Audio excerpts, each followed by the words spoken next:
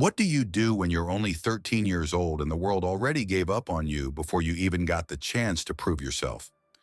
That's the question Malik Jackson silently asked himself every single morning as he stood barefoot on the sun-warmed wood of the dock, staring into the endless sea that stretched out like a giant mirror under the orange-blue sky.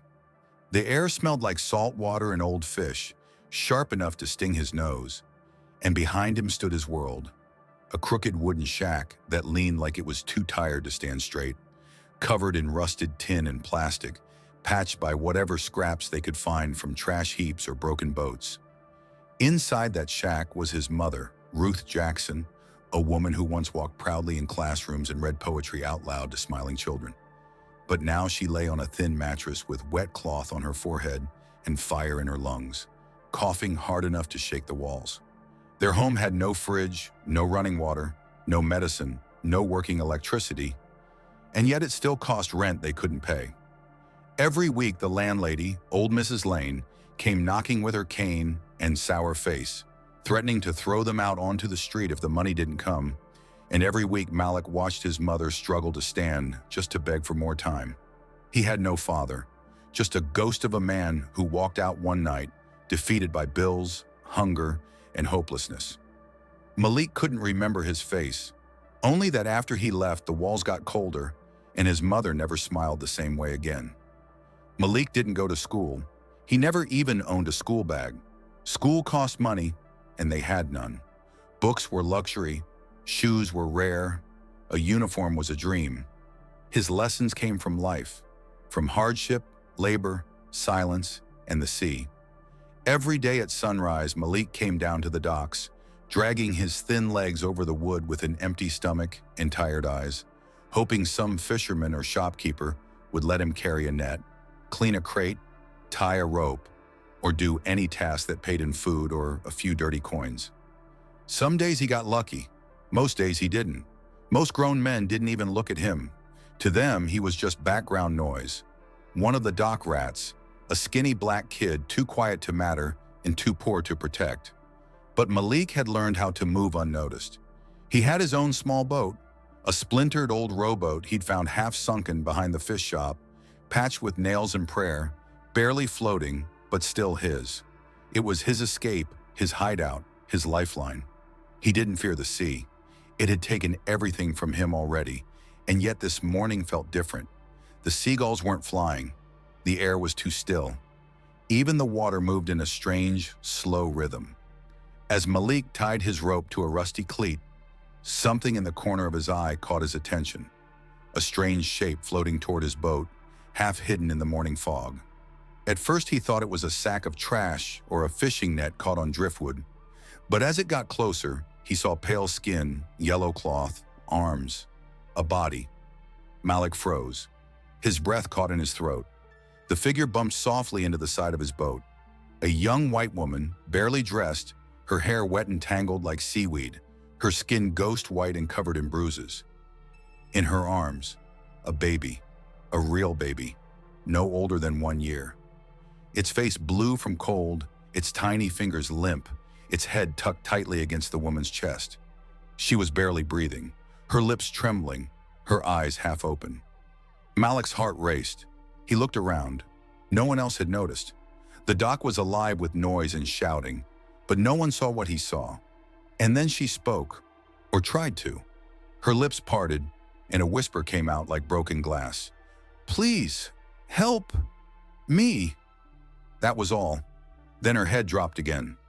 Malik stood frozen for a moment, torn between fear and instinct. He was just a boy. He didn't know who she was. He didn't know what had happened to her. But something in her eyes, that flicker of desperation, reminded him of his mother.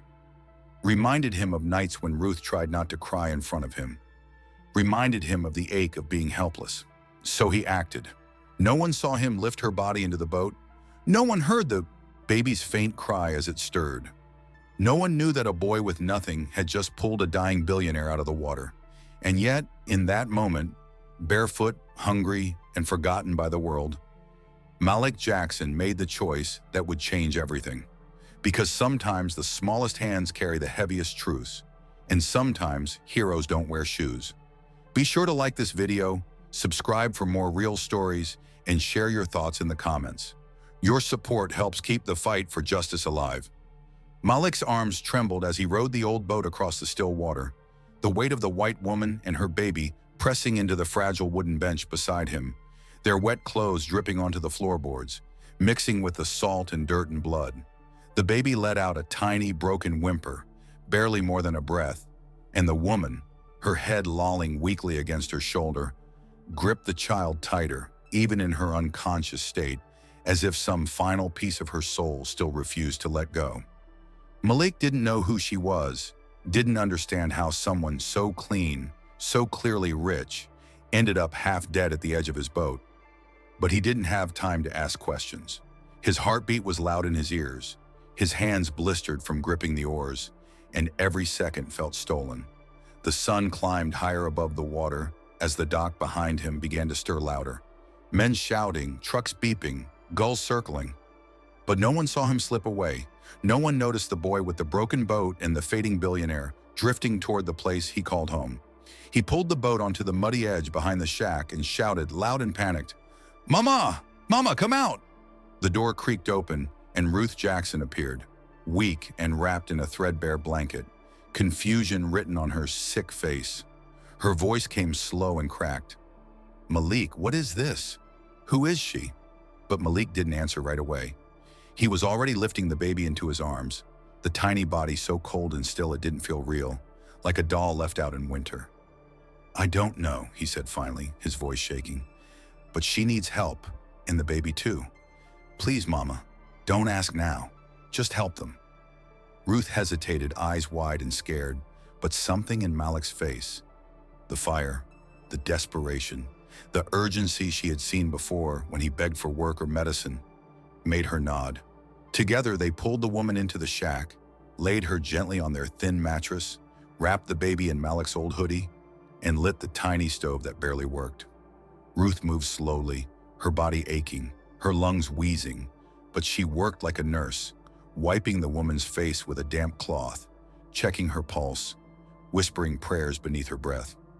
Malik, meanwhile, held the baby near the stove, hoping the warmth would bring color back to its cheeks.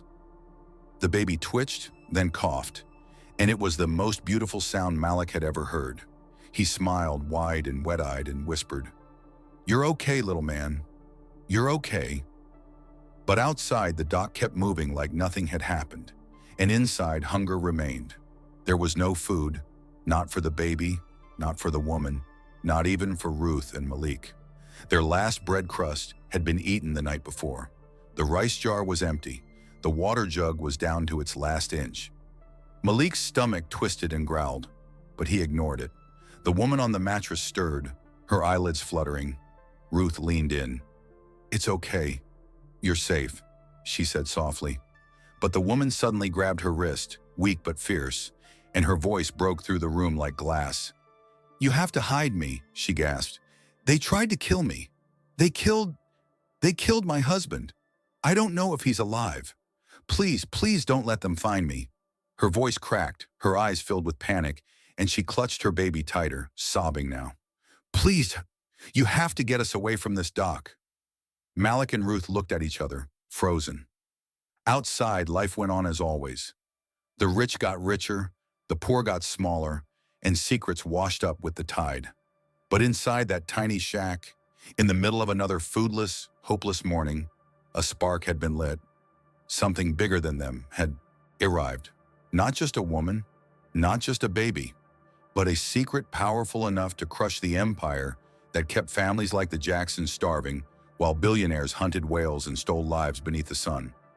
Malik's stomach growled again, but it didn't matter. For once, there was something hungrier than him, the truth. Wait, if you support racism, comment 55. If you stand against it, comment 77. If you faced racism, let us know and share your story with us through the email provided in the channel description. Don't forget to like and subscribe to our channel. By the time the sun had fully risen and the gold had faded into harsh daylight, Malik was already back at the docks, his hands raw, his mind spinning, his stomach empty, but his heart heavy with a new weight. The white woman and her baby, now hidden in his home, still alive, still trembling, still in danger. He had left his mother with a promise. I'll find something. Milk for the baby, bread for you, anything. But there was no promise strong enough to break the chains of poverty that hung on his back. The docks, already loud and swarming, were their usual chaos of shouting men, creaking wood, rusted cranes, leaking barrels, and the stench of fish guts drying in the sun. Malik moved like a ghost between the shadows, too small to notice, too poor to care about, ducking under ropes, stepping over oil stains, dodging crates that thudded onto splintered platforms. Every few feet, he heard anger. Workers screaming over stolen shifts, overseers barking at men twice their age, deals made in whispers behind shipping containers that reeked of blood and diesel. A whale carcass, fresh and enormous, hung from a rusty crane hook, its skin scarred by harpoons, its eyes still open like it had died watching the world betray it. Malik stared at it for a moment, unable to look away. "Keep moving, rat," someone growled, and he snapped back to motion. He passed Mr. Biggs's dockside shop, the cluttered little wooden box filled with fishing hooks, dried shrimp, rusted tools, and boxes of cheap cigarettes. Biggs, a wrinkled, barrel-chested man with a gray beard and eyes that had seen too much, sat slouched behind the counter, chewing tobacco and listening to an old radio that buzzed with static. "You look like hell, boy," he muttered without looking up. Malik nodded, not stopping. "You need work or food?" Biggs asked gruffly. Malik stopped, turned. "Both." Biggs sighed, rubbed his temples. "Stack them crates behind the shop. Might get you a sandwich and a half bottle of water." Malik nodded again, grateful for anything. As he worked, lifting wooden boxes full of frozen shrimp, each one heavier than his whole body, he listened. Men talked. They always talked. They didn't care who heard. "Sinclair boats pulled in another illegal load last night." "Yeah, and you see them cops? They ain't here to stop it. They're guarding it." "That's 'cause Marsh runs the port, idiot. Ain't nobody touching Clint Marsh." The name stuck in Malik's ears like poison. Marsh, he'd heard it before. He was the man who owned Sinclair Industries, the company that owned the dock, the whales, the fishing rights, the warehouses, and the silence of every cop in the city. And suddenly he remembered the white woman's words. "They tried to kill me. They killed my husband. They run this dock. They own the city." She had been part of that world, part of Sinclair. And now she was hiding in Malik's shack, half dead, clutching her baby, hunted by the very same system that paid these men to gut sea creatures and dump their waste into the waves. His arms ached, his back screamed, his eyes burned from the sweat. But he kept stacking. He couldn't afford to stop. He had to earn that food. He had to feed the baby, had to keep his mother alive, had to stay invisible. But being invisible in a place full of lies also meant being a witness. Malik saw everything. The dock manager sliding envelopes to the police chief behind a cargo truck. The warehouse door that never opened for regular workers, but stayed guarded day and night by men in black suits with radios in their ears. The boat that arrived early, unloaded fast, then vanished before the sun got too high. There was something evil pulsing in the veins of the dock. Something bigger than poached whales and stolen shrimp. Something human. Malik didn't know what it was yet, but he knew this. The woman he had saved wasn't just a stranger. She was the key to something powerful, something dangerous, something that could either destroy his life or burn the entire system to the ground.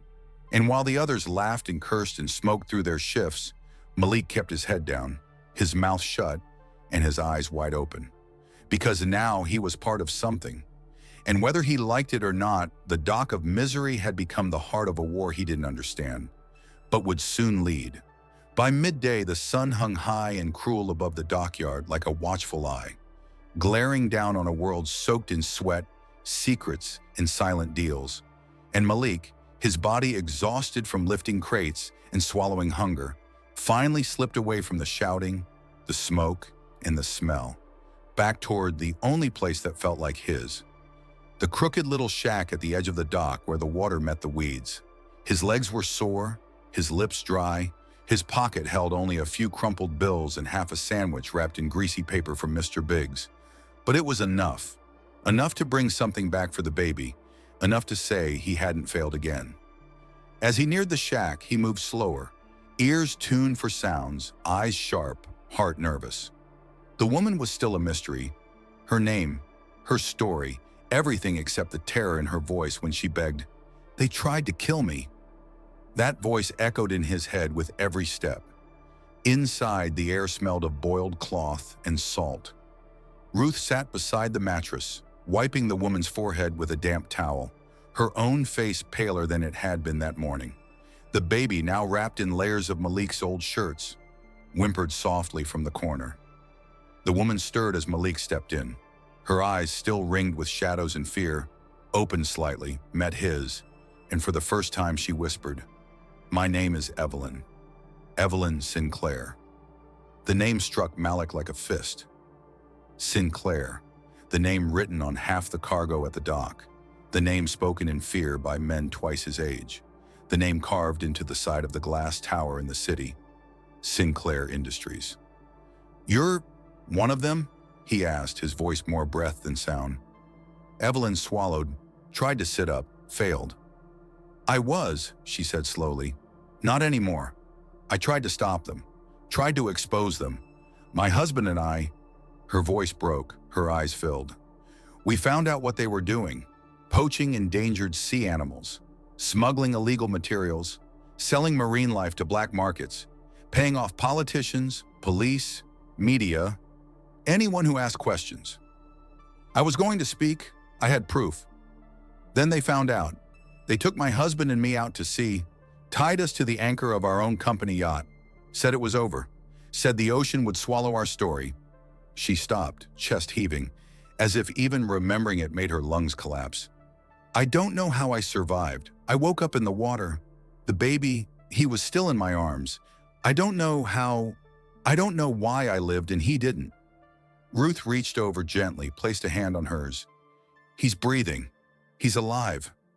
Evelyn gasped and let out a breath she had been holding for hours.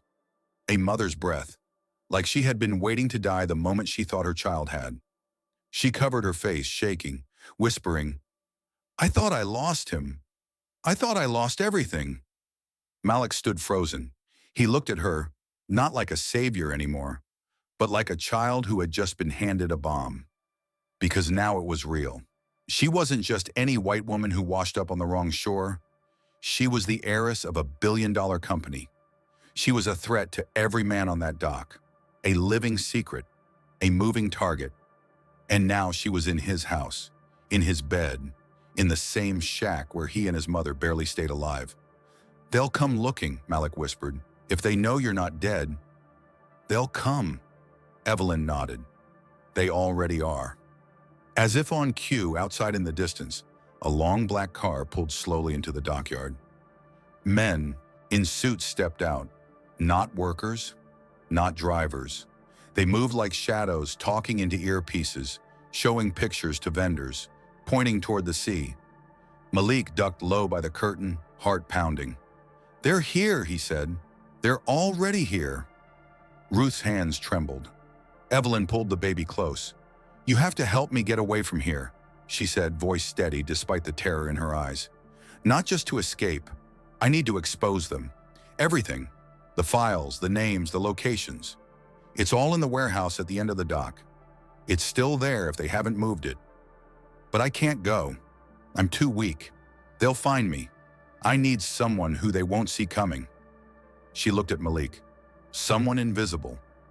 Malik's mind spun, faster than his age should allow, and he realized with a sinking weight that the moment he pulled her from the water, he had chosen sides. He was no longer just a boy with an empty belly. He was now carrying a life, a secret, and a war on his back. And the dock, his home, his curse, his world, had just become a battlefield. The sound of footsteps outside grew louder, more deliberate, the kind that didn't come from fishermen or tired dock workers, but from men trained to walk without rhythm, eyes sharp, ears sharper, hunters in suits. Inside the shack, the air felt suddenly smaller, heavier, like the walls were shrinking around them, and Malik, crouched beneath the tattered curtain, held his breath as he watched the figures near the dock edge, scanning the boats, questioning workers, lifting phones to faces and showing pictures. Evelyn's face. It was clear now. They weren't searching. They were tracking. These weren't cops, and they weren't just employees. They were something worse, hired bloodhounds from Sinclair Corp, dressed in black like the color of secrets, and they were far too close. Ruth moved quickly despite her illness, her instincts rising beyond pain. She pulled the curtain closed, locked the door with an old chain, and turned to Evelyn, who now held her baby so tightly her knuckles had turned white. "You can't stay here," Ruth said, voice low, eyes fierce. "They'll find you. We don't even have walls thick enough to whisper behind." Evelyn nodded, sweat streaking her forehead, her breath shallow. "I didn't know where else to go. I didn't even know where I was when I woke up. But he saved me." She looked at Malik, her voice cracking. "Your son saved me and my baby. He risked everything for us. Please, I need you to help me again. You said you know these docks. You said you know every corner, every shortcut. Then take me away, please, get me out of here. Not just for me, for this child." Her voice broke on the word child, and for a second the world stopped moving. Malik looked at her, this woman who had everything. A tower named after her, a company that owned cities, and a name that made people afraid. Now sitting barefoot on his floor, broken, shaking, helpless, with a baby in her arms and death right outside the door. He wanted to run, wanted to pretend this wasn't his problem. He was just a boy, a poor black boy from a place no one marked on maps, born into a system that taught him he didn't matter. But something inside him, something older than 13, something forged in hunger and fire, told him this was his moment. His mother, his people, his whole world had suffered under the same kind of power that Evelyn had just escaped from. Maybe she had been a part of it once, but now, like them, she was hunted. And the difference between the hunted and the hunters was simple. The hunted had nothing left to lose. Malik stood up slowly. "We'll go by boat," he said. "The back channels. Low tide's coming soon. They won't follow us through the mud." Ruth stepped forward. "You can't go alone." Malik looked at her. "You can't come.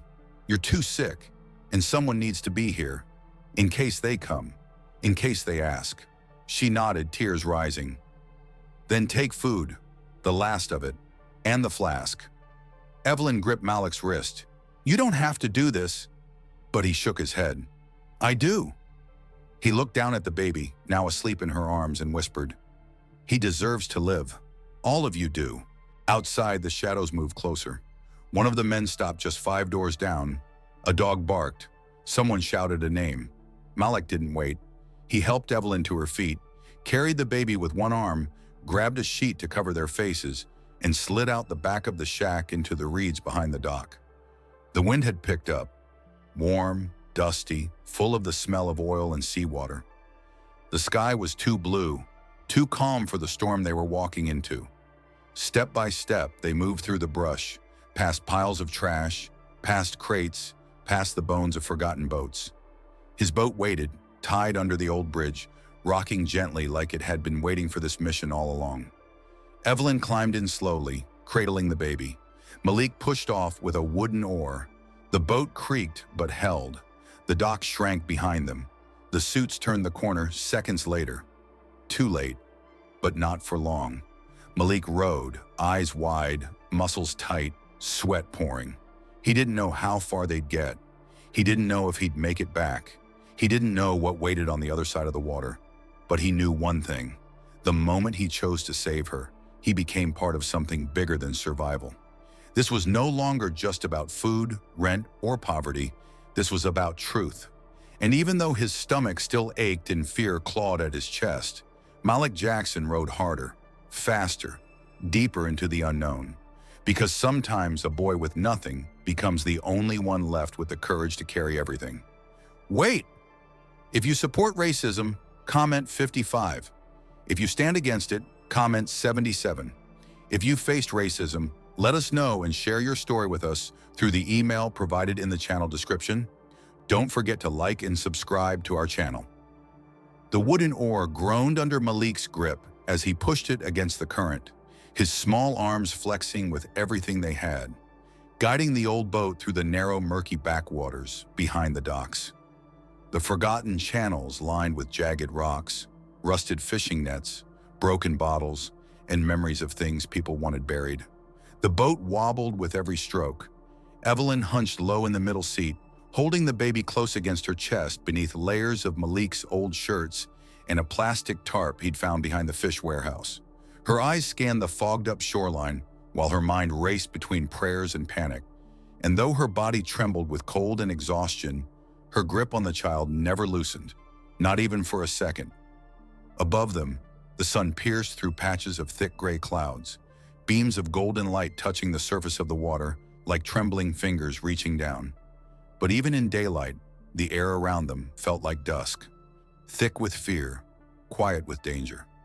Behind them, just barely visible through the tall reeds and the outline of broken docks, black-suited men scoured the shore, some with binoculars, some with dogs.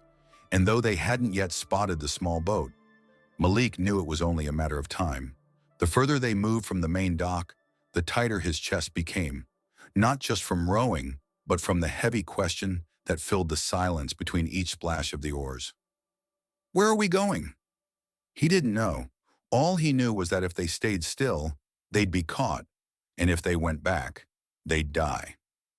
The baby whimpered softly and Evelyn hushed him gently, humming something Malik didn't recognize.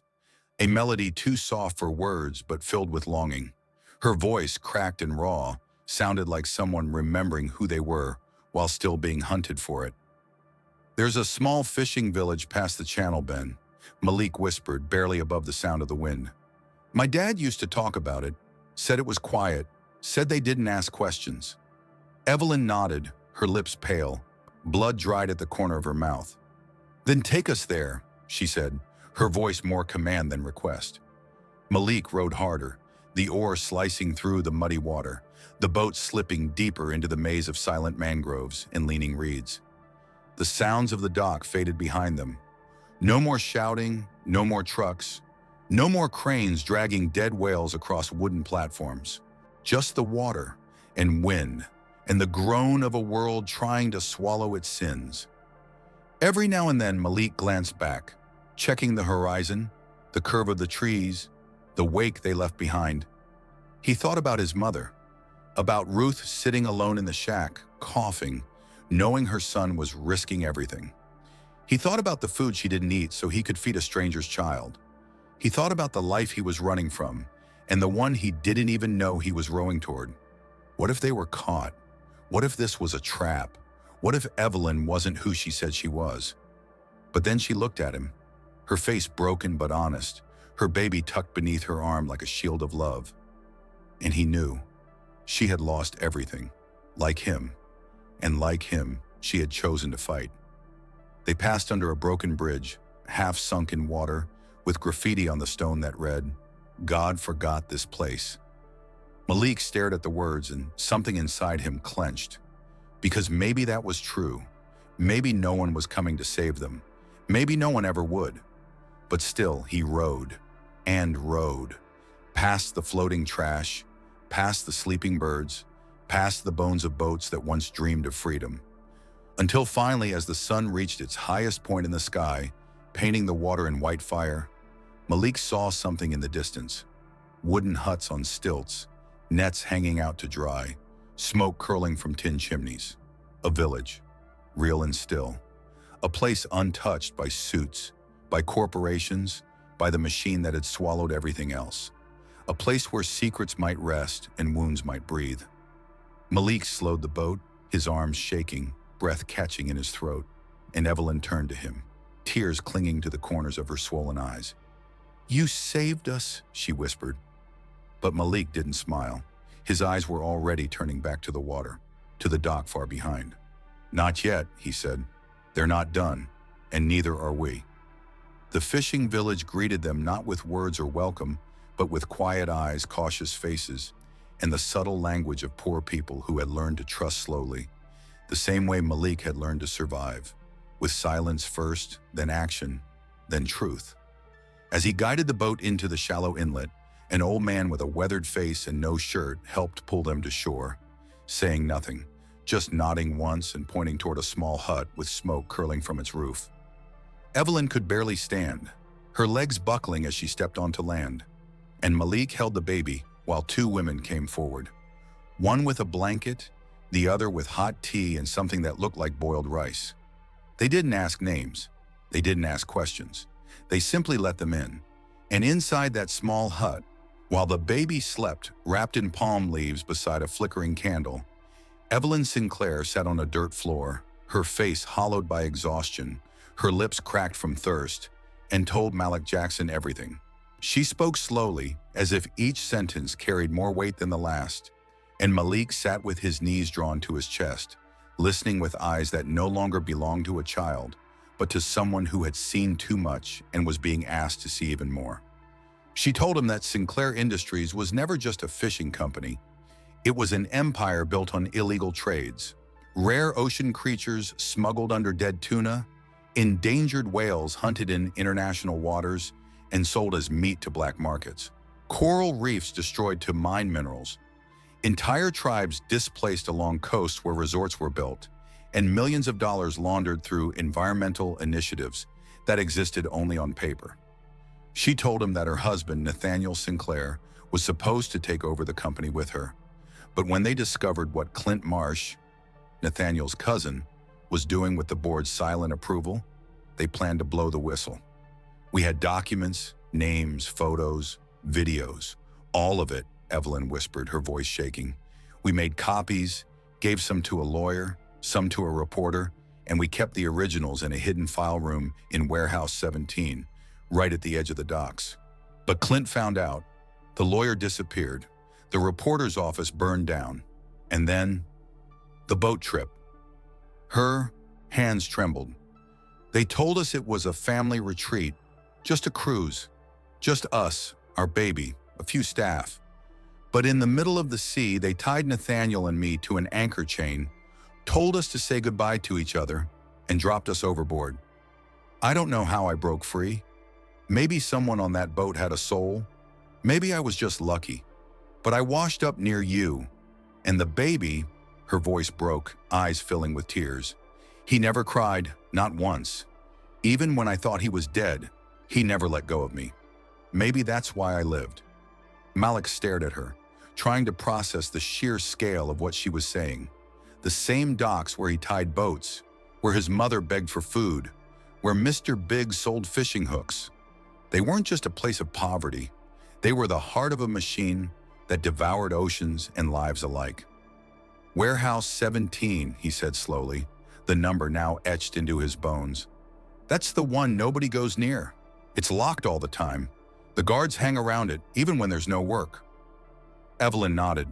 That's where everything is. If those files reach the right people, people not owned by Clint, the whole empire burns. Malik's heart pounded. So we go back? Not yet, she said. You need someone smart, someone with access, someone who can copy the files without tripping an alarm.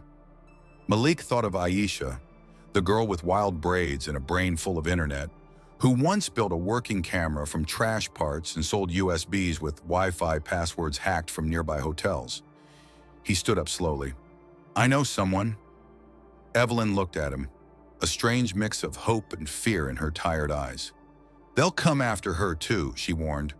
Malik nodded. They already come after all of us. You just didn't see it before. And in that moment, the two of them, a billionaire's widow and a dock boy with nothing but bones and bravery, sat side by side, not as strangers, not as savior and saved, but as two people finally seeing the same truth. That power, no matter how polished it looked, was rotting from the inside out, and that sometimes the ones who have the least are the only ones willing to risk it all for justice. Outside the hut, the wind picked up, the water shifted, and the world moved 1 inch closer to a reckoning it didn't know was coming. Malik didn't sleep that night in the fishing village. He couldn't, not with the weight of the truth pressing against his ribs, and the image of Warehouse 17 seared into the back of his eyes like a brand, glowing brighter every time he blinked. The next morning, as the sun rose over the low, steaming waters, painting the clouds in colors that looked almost too peaceful for what was coming, he stood barefoot at the edge of the dock, staring out across the narrow inlet that led back toward the city, toward the dockyard, toward the place where secrets sat behind locked steel doors, waiting to be either destroyed or exposed. Evelyn had slept barely 2 hours before feeding her baby and wrapping him in the safest arms the village could offer. The arms of an old fisherwoman who had raised 5 children in silence and poverty and promised with no words that she would keep the child safe until his mother returned. Malik, meanwhile, had sent word to one person only. A single whisper passed from one kid to another, through alleyways and rooftops and back streets until it reached Aisha Robinson, the sharp-eyed 16-year-old who knew more about wires and secrets than most men knew about their own pockets. And when she finally arrived, riding the back of a broken delivery truck with a laptop in her lap and anger in her eyes, she looked at Malik and said only, "What took you so long?" Together they rode back in silence, dressed in oversized clothes, hats low, eyes alert. The plan was simple but deadly. Aisha would break into the server system hidden inside Warehouse 17, using a portable USB injection script she'd built from discarded code, while Malik acted as lookout and distraction. But simple plans rarely survive real danger, and the moment they arrived at the edge of the Sinclair dock, hiding their boat beneath a rusted fishing platform cloaked in green netting, Malik saw the guards, 2 men in suits, one pacing with a radio, the other leaning against the wall with a cigarette, both with the blank, bored look of people trained to kill without blinking. "We go on foot from here," Malik whispered. They slipped between crates, past forklifts, asleep in the morning haze, past tired workers with sunken eyes who didn't question a kid carrying a coiled net or a girl dragging a bucket of bait. Just another day, just more shadows. Warehouse 17 loomed ahead like a prison block. Tall, gray, windowless, its doors locked with digital keypads and its roof lined with cameras disguised as floodlights. "There," Aisha whispered, pointing to a side panel where the electrical junctions met. "Give me 5 minutes." Malik nodded and stepped away, walking out into view with a purpose in his stride he didn't feel inside. He passed the first guard, who barely looked up. "Hey," Malik called, waving. "Biggs sent me, said to bring this crate of engine coils." The man frowned. "Biggs don't send no kids with coils." Malik shrugged, voice steady. "He said to tell you if you didn't take it, the boss would dock your pay again for being slow." That hit a nerve. The guard cursed, motioned for Malik to wait, and walked over to the gate. For 2 minutes, Malik kept him talking, buying time. Behind the wall, Aisha worked fast, fingers flying, her small screen glowing as lines of code danced like fire. "They're using a rotating passcode system," she muttered, "but they're lazy, didn't update the firewall." Click, click, click. "Come on." Her eyes narrowed. The screen blinked green. Access granted. The side door clicked. Aisha slipped inside. Malik broke away and followed. Inside, the air was cold and mechanical. A long steel corridor lined with storage rooms, shelves stacked with false-labeled crates, tanks filled with preserved marine creatures, cages where endangered turtles floated lifeless in water, too dirty to breathe in. Aisha gagged. "Jesus," she whispered. They weren't exaggerating. They moved fast, following Evelyn's directions. Third corridor, second door on the left, keypad behind the fire hose. Inside the room, rows of hard drives, locked filing cabinets, black binders labeled in red ink. Legal immunity, ship routes, Class E, confidential disposal protocols. Aisha plugged in her drive and began copying. "We got 20 minutes max before the scan pings their system." Malik opened a binder. Names, dates, transactions, government stamps. One caught his eye. A signature. Officer Lyle, a cop from his neighborhood. The one who once dragged Ruth out of a protest and slammed her against a patrol car. "They own everyone," he whispered. "The cops, the judges, the press." He looked at Aisha. "This isn't just about whales. It's about all of us." Footsteps echoed outside. "Time's up," Aisha hissed. She yanked the drive. They ran, down the back hallway, out the fire exit, slipping past crates as shouts rang out. "They're in the warehouse!" Flashlights cut through the fog. Alarms screamed. Malik and Aisha dove into the water, kicking hard, swimming under broken boats, breathing through their shirts, emerging only when the city faded behind them.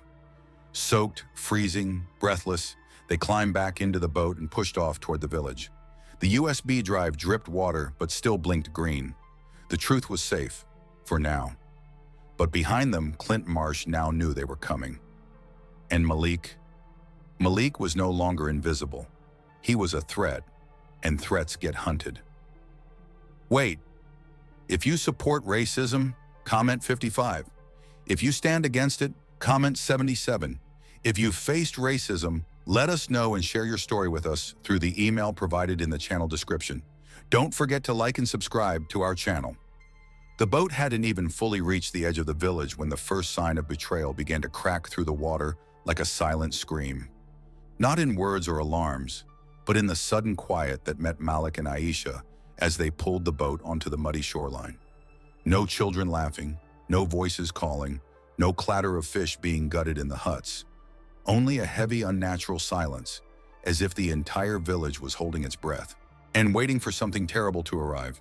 Malik's instincts flared first, the way a wild animal senses a trap moments before it's sprung, and as he helped Aisha out of the boat, holding the dripping USB drive like it was made of fire, he noticed the hut where Evelyn had stayed was no longer smoking, no longer warm. The door stood wide open, swinging in the breeze, and the woman who had promised to keep the baby safe was gone. He ran forward, heart pounding, pushing the door open. Empty. No Evelyn, no baby, only a sheet with a drop of dried blood and a single child's sock on the floor like a drop flag of surrender.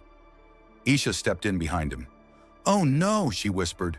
Malik turned in circles, his fists clenched. "No, no, no," his voice cracked. "Where is she?" He stormed out of the hut, racing from one villager to the next. The fish seller, the old man at the pier, the two boys who watched them come in. But none of them spoke. None of them met his eyes. One woman finally looked up and said, "They came at sunrise, with money and guns. They didn't take her by force. She went with them." Malik stopped cold. "What do you mean she went with them?" The woman's voice cracked. "She told us no one else would get hurt if she left. She gave them the baby, and she went quiet." Malik felt his knees give for a second, like the world had shifted beneath him. He wanted to scream. He wanted to run into the ocean and drag her back. Aisha stood still, her mouth open, her fingers digging into her palm. "They must have threatened her," she said. Or made her think we failed. Maybe they lied. Maybe." "No," Malik said. "They didn't need to lie." He pulled the drive from his pocket. They knew she would give up to protect the baby, and now they have both. He looked back at the hut, at the quiet faces of people too used to losing, and it hit him. This wasn't just an operation to clean up loose ends. This was war. Clint Marsh knew. He had eyes everywhere. Maybe someone had talked. Maybe the kid who passed the message to Aisha had been followed. Maybe the village had been paid to stay silent. It didn't matter now. Evelyn was gone. The baby, gone. And worse, Malik's mother, left behind in that shack by the dock, was now alone. His blood froze. "We need to go. Now!" He didn't wait for Aisha's reply. They rushed back to the boat, paddling hard through the back channels again, but this time the water felt heavier, slower, like it didn't want to let them pass. The sky had turned gray, clouds curling over the sun, as if even the weather had decided to betray them. By the time they reached the shack again, Malik jumped out before the boat touched land, sprinting up the bank, slipping on mud, legs burning. The front door was open. Inside, smashed plates, broken chair, blood smeared across the wall. Ruth was gone, just gone. No note, no sign, only the sound of wind pushing through torn curtains. Aisha entered slowly behind him. "They took her." Malik's breath shook in his chest. "They know who I am now. They know what I did." His eyes darted around the room, wild, wet. "They came for her because of me." He picked up a crumpled piece of paper that had been shoved under the mattress. A single line, printed in bold black letters. "Come alone. Bring the drive, or she dies." Aisha stepped back, hand over her mouth. Number, we can't. We don't give them anything. Malik's jaw clenched. They already took everything. And in that moment, a 13-year-old boy, who had once been invisible to the world, stood in a shack full of broken furniture and broken hope, holding the key to a truth that could burn down an empire, and realized that now he wasn't just a witness. He was the weapon, and they had taken the last thing he loved, and they would pay for it. Malik Jackson did not cry when he read the note, not because he didn't want to, not because he didn't feel the ache breaking his ribs from the inside out, but because he had cried enough for a lifetime, and now the fire inside him had no room for tears, only fury, only purpose, only forward. The boy who once begged for work at the dock, who once prayed for scraps of bread and feared the voices of powerful men, now gripped the blood-smeared message like a match ready to be struck. His eyes locked on Aisha, who was still pacing the shack, muttering about encrypted backups, FBI contacts, burner phones. But Malik shook his head. No more hiding, no more running. They came to my home. They took my mother. I'm done playing defense. His voice was low, steady, full of something that didn't belong to a child. We take it to them, not just the files, all of it. And from that moment, the boy became a movement. Within hours, the plan was in motion. Aisha uploaded pieces of the stolen data to 5 different secure servers, breaking the documents into coded fragments and posting encrypted hints online, tagging activists, anonymous whistleblowers, journalists, hackers. They wouldn't release the full evidence yet, not until they had Ruth and Evelyn back. But now Sinclair Industries had a problem. The truth wasn't just a USB drive anymore. It was viral. It was growing. And Malik knew Clint Marsh would panic. That was the trap. While Aisha worked, Malik sent one final message using a burner phone stolen from a dock worker's coat. The message was simple.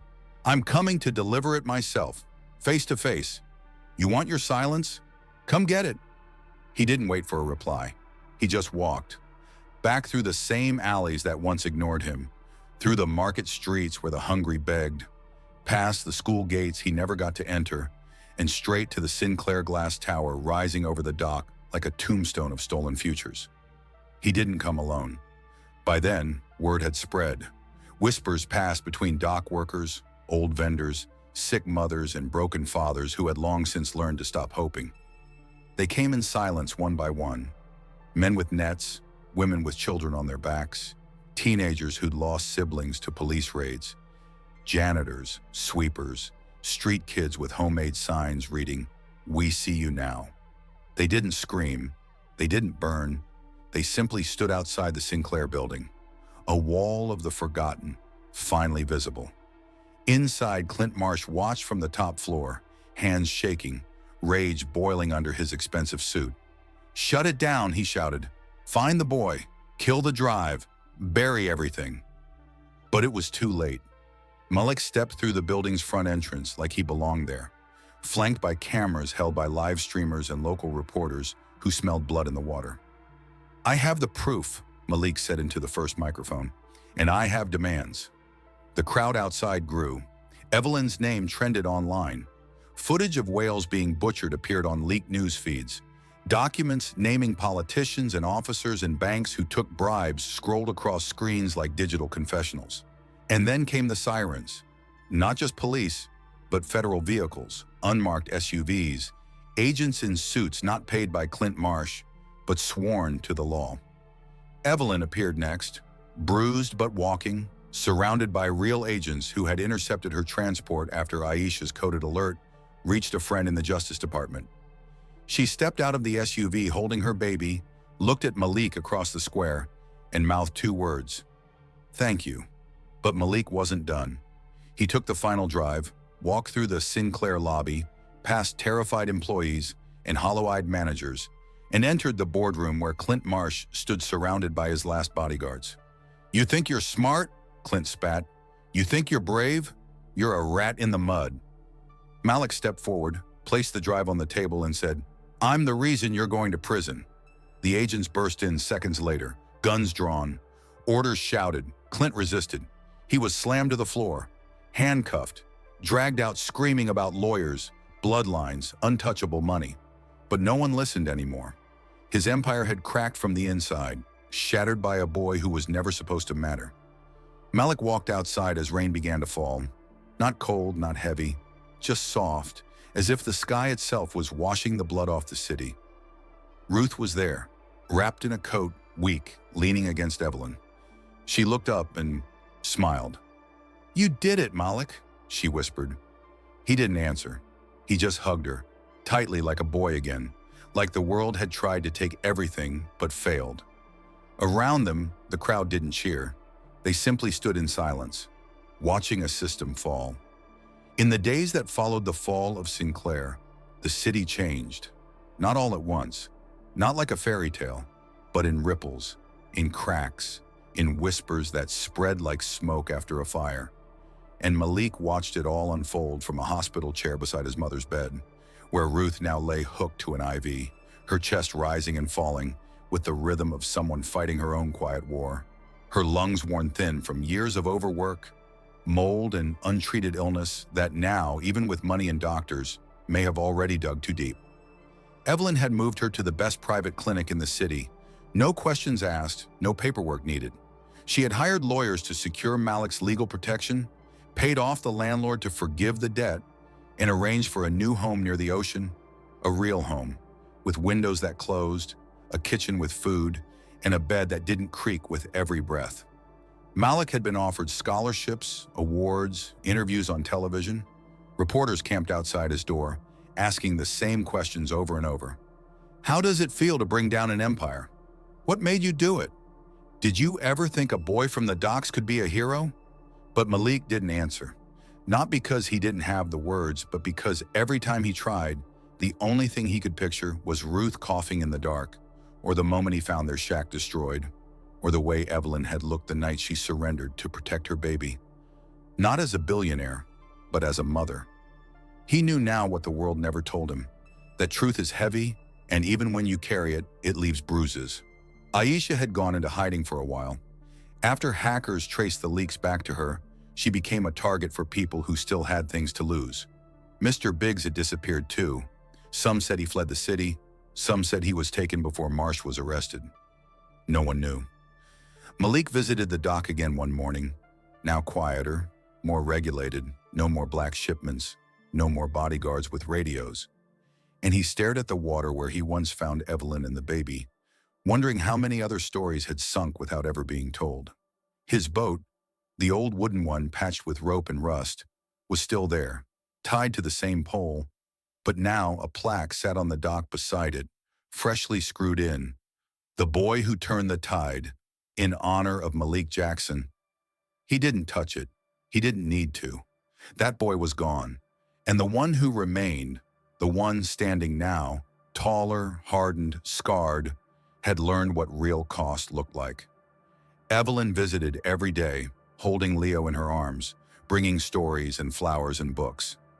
She offered Malik a role in her new foundation, one dedicated to cleaning oceans and rebuilding justice where silence had ruled. She offered him a future, one written in ink and power, in possibility. But all Malik wanted was for Ruth to open her eyes again. He sat beside her every night, holding her hand, whispering stories about whales and storms, and how he once rode through fog with no light but still found his way. And sometimes she would squeeze his hand. Sometimes she would smile in her sleep. But each day her breath grew slower. Doctors said she was stable. But Malik had seen too much to believe in safe words. He knew what it meant when someone was slipping. He had watched a whole world fall around him, and now he waited, helpless, watching the only person who ever loved him first. Not as a symbol, not as a hero, just as her boy, slowly fade from the story he had fought so hard to rewrite. And in those quiet moments, alone in a room filled with machines and memory, Malik understood something the news would never say, something that wouldn't fit into interviews or headlines. That justice is not about revenge or fame or even victory. It's about doing what's right, even when it hurts, even when no one thanks you, even when it costs you the only thing you can't replace. And he would do it all again, if it meant his mother could have one more morning without pain. Because revolutions are not made of fire, they are made of love, and love always demands a sacrifice. The sea was quiet on the morning Ruth Jackson died. Not angry, not loud, just quiet. Like it understood that something sacred had passed and didn't dare interrupt the silence with its usual crashing voice.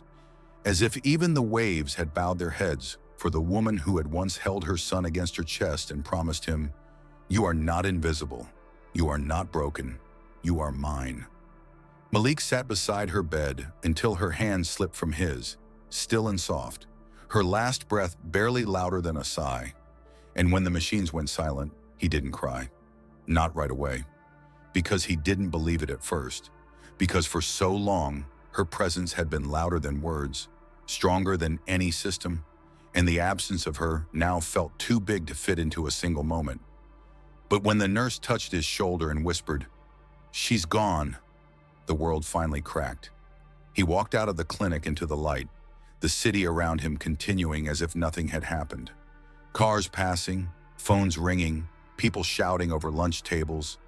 And Malik stood still in the middle of it all, 13 years old with the weight of a broken empire behind him and the ghost of his mother inside him. The papers called him a hero. The world called him a miracle. But Malik didn't feel like either. He walked back to the dock that night, the same path he had walked every morning before the world knew his name, before the cameras, before the stories. He found his old boat still tied to the pole, the rope frayed, the wood cracked and swollen from rain, but still afloat, still waiting like an old friend. He climbed in, without shoes, without fanfare, and let the tide take him, past the warehouse now sealed with government locks, past the towers built on silence, past the places where whales were dragged ashore. The moon was full above him, glowing white on the water, and in the center of that great blue quiet, Malik finally let himself speak. Not to the cameras, not to the world, but to the sea, to the wind, to his mother. He told her everything. About Evelyn and Leo, who had left the country under federal protection and sent him letters every week. About Aisha, who now taught coding classes for girls in the same neighborhoods they used to run through. About the foundation, named after Ruth, built in the slums to offer food, medicine, and truth to kids who had never been given a chance. About how sometimes at night he still woke up hearing footsteps outside the shack, heart racing, afraid that the system wasn't done with him yet. But most of all, he told her what she had always wanted to hear. "You were right. I was never invisible." His voice cracked, but he kept speaking, louder now, letting the sea carry his words like prayers. "You were the first person who ever saw me, and I swear, I will never let them forget you." The wind rose slightly, brushing against his face like a hand, and in that moment, Malik smiled through his tears. Not because the pain was gone, but because it had purpose now. He turned the boat around, rowing slowly toward the horizon as dawn began to creep over the water. He didn't know what came next. He didn't need to. He had already done the impossible. He had carried the truth across oceans. He had made the world see what it tried to bury. And now, even if the tide swallowed his name, the waves would always remember the boy who refused to disappear, the boy who broke the silence, the boy who spoke and became the voice in the sea wind.